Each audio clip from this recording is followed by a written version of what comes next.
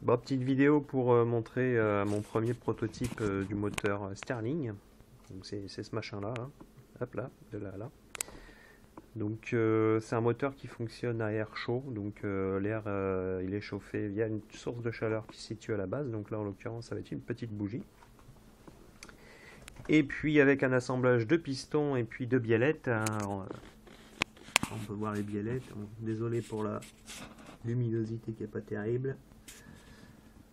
En haut, l'axe de rotation. Hop, le zoom qui faut un petit piston qui est là. Et un petit volant d'inertie pour garder un peu d'énergie, la restituer. Voilà. Si ça vous intéresse, je pourrais vous expliquer comment ça fonctionne en détail. Mais là, c'est pas le sujet de la vidéo. On va vérifier que ça fonctionne bien. Alors, je vais allumer la petite bougie. Ah, je vais mettre le moteur par-dessus pour qu'il préchauffe. Et je vais essayer de le démarrer. Alors, le problème c'est que j'ai qu'une seule main et il faut que je le tienne parce que sinon il se casse la gueule. Alors filmer en même temps ça va pas être terrible. Bon. Parce que la flamme est en train de s'éteindre. J'ai peut-être pas assez d'air. Allez, ça devrait le faire.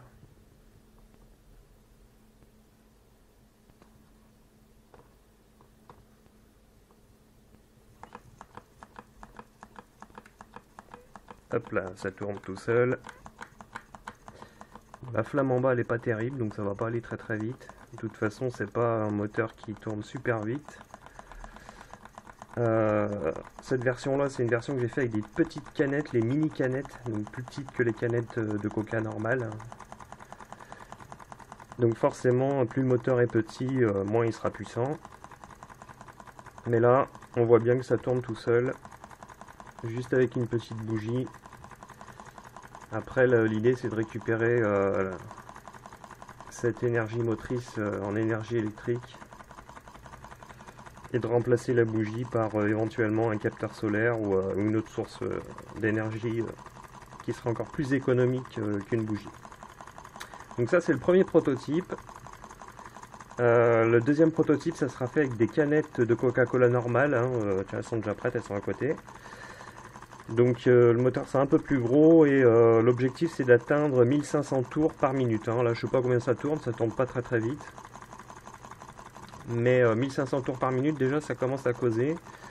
Un troisième prototype sera fait ensuite avec des boîtes de conserve, donc les grosses boîtes de conserve. Donc là je sais pas combien de tours par minute ça va atteindre, mais il y a moyen que ça carbure bien. J'espère au moins 3000. Et une fois que je serai à 3000 tours, je commencerai à faire des choses au niveau de la conversion de la force motrice en force en électricité. Voilà.